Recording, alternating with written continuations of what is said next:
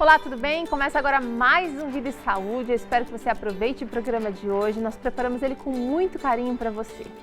Hoje, sexta-feira, hoje é dia de a gente encerrar um assunto que a gente discutiu aqui durante toda essa semana, que é a saúde adventista. A gente descobriu um pouquinho como ela funciona, como que se organiza essa estrutura toda. E hoje a gente vai descobrir um pouquinho sobre a importância do atendimento médico capacitado. Como fazer essa capacitação, na verdade, do profissional médico e da área da saúde para que ele seja, uma equipe muito bem qualificada.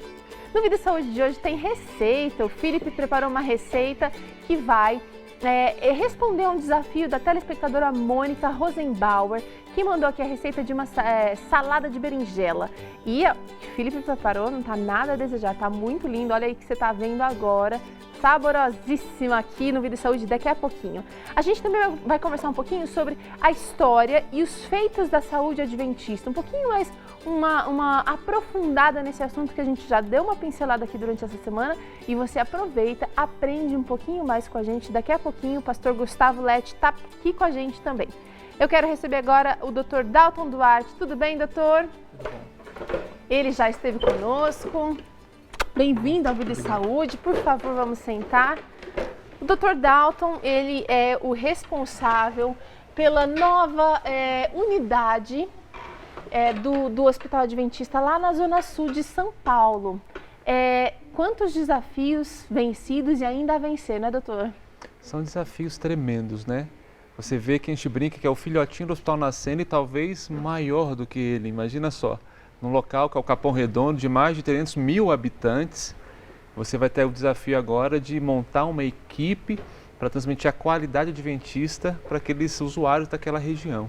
Tá, agora quando a gente pensa assim numa coisa nova que está surgindo, a gente também tem que se preocupar com o privilégio, vem também a responsabilidade de trazer uma equipe bem preparada, uma equipe qualificada para dar um atendimento que seja realmente diferenciado. Como é que você conseguiu isso?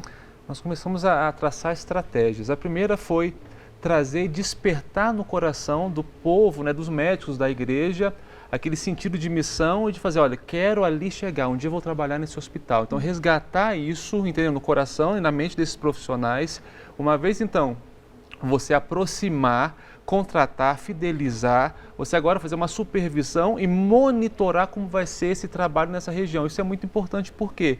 Porque a própria região e o trabalho pode modificar tanto alterações do humor, personalidade e qualidade de vida. Quando você do profissional. Do profissional. Quando você tem isso planejado antes, você consegue intervir, modificar coisas erradas e tentar também manter aquilo que é positivo. Eu acho que o mercado de trabalho anda bastante saturado e é difícil um profissional se destacar, e ainda mais na área da saúde. Como que você faz para encontrar bons profissionais? É diferente, isso é até engraçado. Uma vez, alguns anos atrás, uma reunião da supervisão da administração do PSF, o NASP, a gente estava com alguns outros representantes. E eles perguntaram, por que vocês contratam tantos profissionais médicos? O que acontece? E a minha resposta foi simples. Eu falei, a gente ora. Nós temos um líder, Deus está à frente. Eles se espantaram um pouco. O mundo científico não é acostumado a ouvir uma resposta tão franca assim. Técnica, né? Estão acostumados com uma coisa mais... E aí eu comecei a explicar, nós oramos e a partir daí traçamos estratégias para conseguir captar esses profissionais. E aí então a gente vai em algumas cidades, vai nos estados, pregações, entramos nas igrejas, nas associações adventistas e eles ficaram espantados com alguns métodos utilizados pelo hospital. Que bom, os métodos de Deus sempre funcionam, a despeito da da gente acreditar ou não, os métodos de Deus são incríveis. Dr. Dalton, obrigada, ele que é psiquiatra, já esteve aqui no Vida e Saúde, vai voltar outras vezes também, obrigada pela participação aqui com a gente e parceria aqui com Vida e Saúde. Agora é hora de descobrir um pouquinho mais sobre o que a argila vermelha e preta podem fazer para você, continuando a nossa série sobre argilas aqui no Vida e Saúde. Jaqueline Kovalzuk, é com você. Olá, Teru! Hoje, finalizando, falarei sobre duas argilas, que é a argila preta e a argila vermelha. Elas conferem as mesmas propriedades, só um diferencial com alguns elementos a mais na argila preta, por isso confere essa cor nessa argila, e a argila vermelha. Ambas contêm silício, que tem ação rejuvenescedora, magnésio, que auxilia, desencadeia a formação de colágeno na pele, que vai dar consistência, firmeza à pele. Então, se for aplicar no rosto, forma uma pasta, né, com a proporção de água, tá? Tanto a preta quanto a vermelha. Elas podem ser utilizadas não só para tratamentos faciais, mas tratamentos corporais, como para tratamentos de tumores, esteatose, tá? Formando uma pasta com água, elas ficam com essa consistência. Olha a preta que linda e a vermelha que maravilhosa, tá? Formando uma pasta, você pode aplicar na região do local que você deseja, principalmente no rosto, né? Formando uma camada de mais ou menos meio centímetro, tá? De espessura. Depois de 20 minutos, você lava o rosto com água fria, tá? Deixa secar o rosto ao natural e aí você contém as propriedades que você necessita. Essas foram as dicas da semana. Até uma próxima, Teru. Um abraço. Muito obrigada, Jaqueline, pela sua participação durante o Vida e Saúde de toda essa semana, esclarecendo um pouquinho sobre os benefícios especiais de cada tipo de argila. A gente aprendeu aqui, né, Felipe, que para cada coisa não é uma coisa genérica. A argila tem especialidades, você precisa usar ela da maneira certa, para o fim certo, para que você tenha os resultados melhores possível. Obrigada, Jaqueline. E agora é hora de culinária. Felipe, você respondeu a um desafio da Mônica. Mônica Rosenbauer, tá aí, eu trouxe para você a receita que você fez em casa, que é a receita de berinjela, saladinha de berinjela, porém eu não frito. Eu tenho 3 tipos de cocção hoje em dia. Uma cocção que é feita por fogo, calor, uma cocção feita pelo sal, que é pelo sódio, e uma cocção feita pela química, que é pelo ácido. E hoje a gente vai aprender aqui a fazer uma cocção, então, pelo sódio e pelo ácido. Que ácido você tá... Bom, fala os ingredientes primeiro, vai lá. Ingredientes. Eu vou usar uma berinjela Bonitona, normal, sem furinho. sem furinho, por favor. Vou usar tomate seco, pelo menos uma xícara. Vou usar tomate cereja. Vou usar coentro, um pouquinho só, não muito. Vou usar sal é bastante. Eu tô dando risada por causa do coentro, você sabe, né? Um pouquinho de alho, infelizmente essa veio com coentro, mas quem quiser usar sua salsinha pode usar. Vou usar meia cebola e vou usar limão. Beleza, essa receita não vai no forno, essa receita não vai, é uma receita que dá pra fazer no acampamento, né? Com certeza. Tá. É feito e consumido na hora. Só queria que o Nery mostrasse aqui a última vez essa receita aqui. Olha como ela tá colorida, bonita, de dar água na boca mesmo. Uma receita sem cocção, por fogo. Gostei da ideia. Felipe, daqui a pouquinho a gente acompanha a sua receita, porque agora é hora de história. História e feitos da saúde adventista. Tudo bem, pastor? Tudo bom? Bem, boa tarde. Pastor, durante toda essa semana a gente falou um pouquinho sobre o sistema de saúde adventista. E olha quanta coisa a gente sabe que existe e não é de hoje. Não, quando nós falamos dessa grande rede, a rede de saúde da Igreja Adventista, assim como a rede educacional também, já vai um século e meio, já são mais de 150 anos falando de saúde, quando começou lá no interior dos Estados Unidos, em Battle Creek, que era pequeno no início, depois chegou a ter mais de, e só esse sanatório, esse hospital, chegou a ter mais de 1000 pacientes ao mesmo tempo. Teve pacientes famosos como Henry Ford, né, que cria o carro e também todo o sistema industrial de produção, linha de produção. Sim. A esposa de Abraham Lincoln, Mary Todd, esteve ali também, junto com o grupo que ali guiava, o Dr. Kellogg, que depois acabou inventando aquele cereal de milho, né? E cereal depois matinal. Aquele cereal matinal, que na época não tinha açúcar, não tinha nada, que é justamente, né, tendo como princípio os tão conhecidos, talvez para alguns não tanto, os 8 remédios naturais. Tendo como base, então, como princípio de ação, entendendo que o corpo, Deus criou, Deus é o Criador. Ele sendo o Criador, como o Criador é o que conhece aquilo, a sua criatura. Então ele nos deixa esse manual de instruções, né?